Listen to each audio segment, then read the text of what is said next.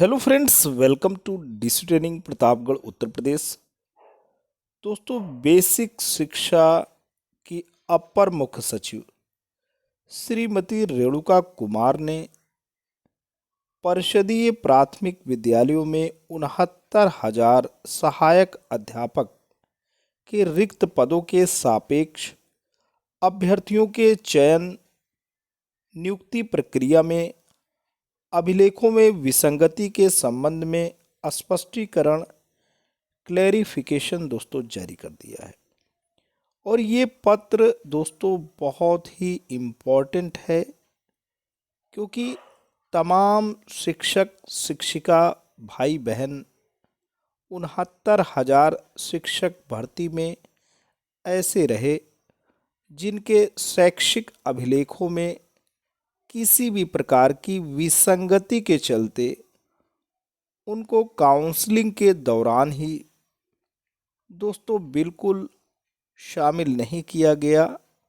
और उन्हें नियुक्ति पत्र से वंचित होना पड़ा। अब ऐसे अभ्यर्थियों के लिए शिक्षक पद के जो दरवाजे थे वो दोस्तों खोल दिए गए हैं।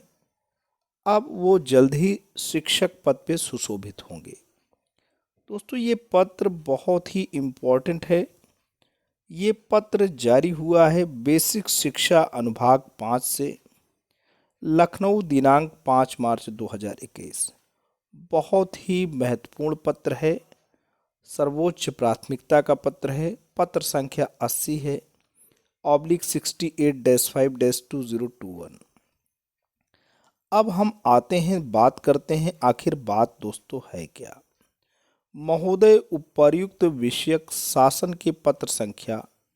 यहाँ पे पत्र संख्या दोस्तों दी गई है 1656/68-5-2020, दिनांक 4 दिसंबर 2020।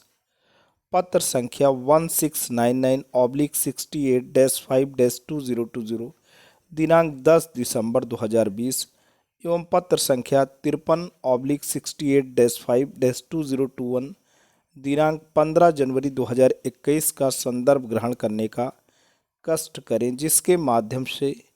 परिषदीय प्राथमिक विद्यालयों में 69,000 रिक्त पदों के सापेक्ष अभ्यर्थियों के चयन नियुक्ति प्रक्रिया में अभिलेखों में विसंगति के संबंध में स्पष्टीकरण क्लैरिफिकेशन तथा प्राप्त प्रत्यावेदन के निस्तारण हेतु गठित समिति की आख्या संस्तुति दिनांक 13 दिसंबर 2020 के अनुसार अग्रेतर कार्यवाही किए जाने हेतु निर्देशित किया गया है। दूसरा पॉइंट दोस्तों यह है कि समिति की संस्तुति दिनांक 13 दिसंबर 2020 जो आपको शासन के उपरोक्त पत्र दिनांक 15 जनवरी 2021 द्वारा प्रेषित किया गया था के क्रम में जिन बिंदुओं पर न्याय विभाग एवं कार्मिक विभाग से अभिमत प्राप्त किया जाना था, उक्त के संबंध में न्याय विभाग एवं कार्मिक विभाग के परामर्श के आलोक में निम्नानुसार कार्यवाही किए जाने का निर्णय लिया गया है। पहली बात यहाँ हो रही, समिति की संस्तुति के बिंदु 1 प्राप्तांक अधिक के संबंध में जिन अभ्यर्थियों द्वारा अपने आवेदन पत्र में उनके पास उपलब्ध वैध प्रमाण पत्र अंक पत्रों के आधार पर अधिक प्राप्तांक अंकित किए गए थे तथा उनके अंक पत्रों प्रमाण पत्रों के संबंध में स्क्रूटनी पुनर्मूल्यांकन बैक पेपर में अर्जित अंक अथवा अन्य किसी आधार पर प्राप्तांकों में विश्वविद्यालय निर्गमन संस्था द्वारा स्वयं परिवर्तन किया गया है तथा संबंधित प्रमाण पत्र आवेदन पत्र पूरित करने के पश्चात निर्गत किया गया, तो ऐसे अभ्यर्थियों के अंकों में परिवर्तन होने त्रुटिपूर्ण आवेदन पत्र भरने के लिए संबंधित अभ्यर्थी को जिम्मेदार नहीं माना जा सकता, क्योंकि तत्समय संबंधित अभ्यर्थी के पास आवेदन पत्र में अंकित सूचनाओं संबंधी ही प्रमाण पत्र अंक पत्र उपलब्ध थे। अतः ऐसे अभ्यर्थी यदि संबंधित जनपद में अपने वर्ग में जनपद में अंतिम चयनित अभ्यर्थी के गुणांक से अधिक गुणांकधारी हैं,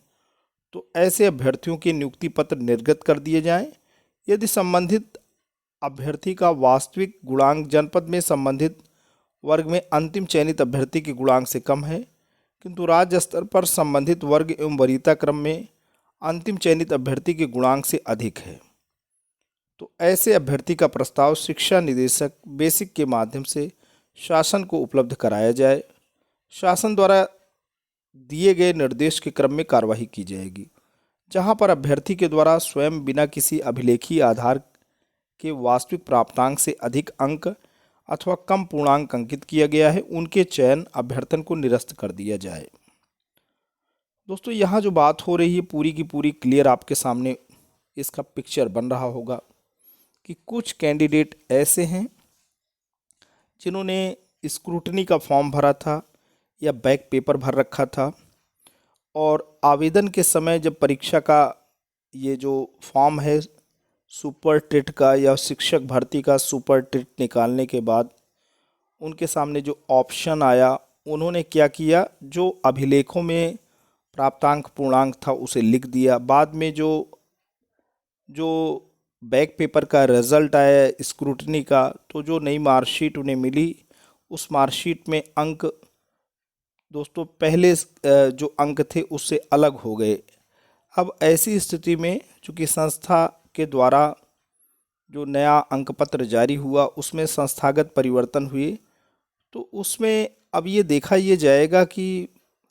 ऐसी स्थिति में जो कैंडिडेट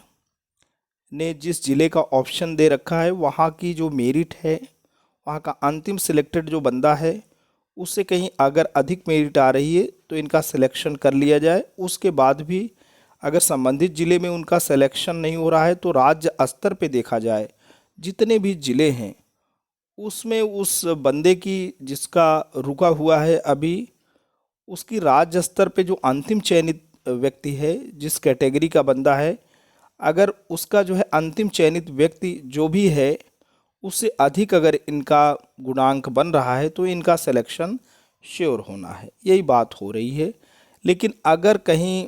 अभिलेखों के आधार पे नहीं बल्कि कूटरचित तरीके से किसी भी कैंडिडेट ने वास्तविक जो पूर्णांक है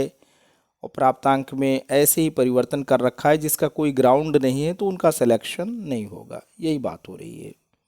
समिति की संस्तुति के बिंदु 19 जाति एवं निवास प्रमाण पत्र 28 मई 2020 के बाद के संबंध में कार्मिक अनुभाग 2 के शासनादेश संख्या 22/16/92 TC 3rd का 2/2012 दिनांक 20 जून 2020 के प्रस्तर 2 के आलोक में ऐसे अभ्यर्थी जिनके द्वारा दिनांक 28 मई 2020 के बाद निर्गत जाति एवं निवास प्रमाण पत्र प्रस्तुत किया गया है, उनके चयन अभ्यर्थन को निरस्त कर दिया जाए। अब यहाँ दी गई भाई कि 28 मई तक जिनका बन गया निवास प्रमाण पत्र जाति प्रमाण पत्र उन्हीं का वैलिड माना जाएगा। उसके बाद अगर आपका बना है तो आपका सिलेक्शन कैंसिल हो जाएगा। समिति की संस्तुति के बाद बिंदु 8 व 9 शिक्षा मित्र के रूप में अधिक भारांक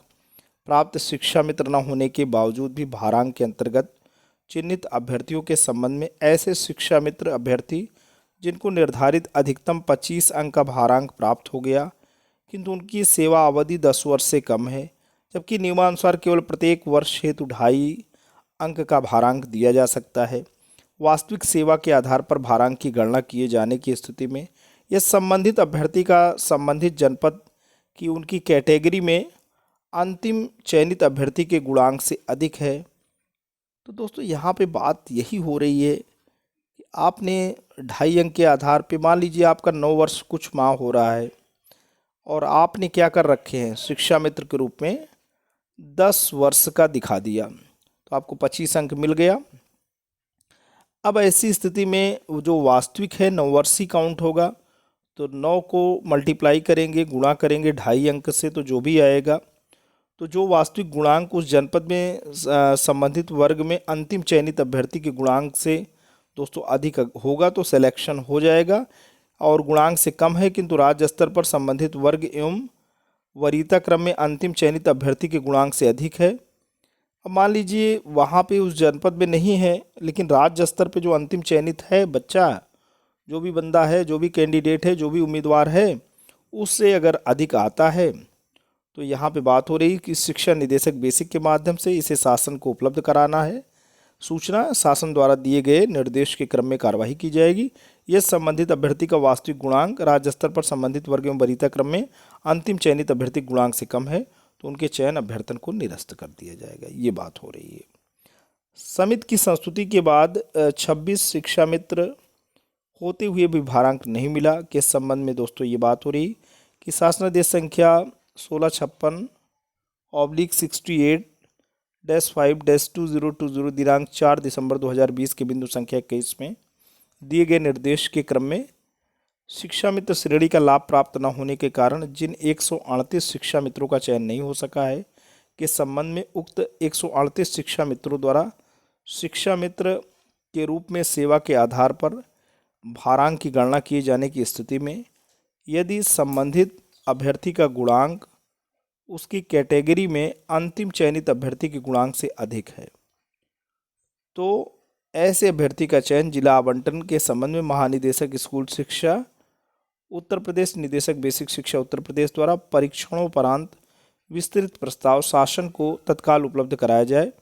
यदि संबंधित अभ्यर्थी का शिक्षा मित्र के रूप में सेवा के आधार पर भारांक की गणना किए जाने पर अभ्यर्थी का गुणांक राज्य स्तर पर संबंधित वर्ग एवं वरीयता क्रम में अंतिम चयनित अभ्यर्थी के गुणांक से कम है तो उनके चयन अभ्यर्थन को निरस्त कर दिया जाए।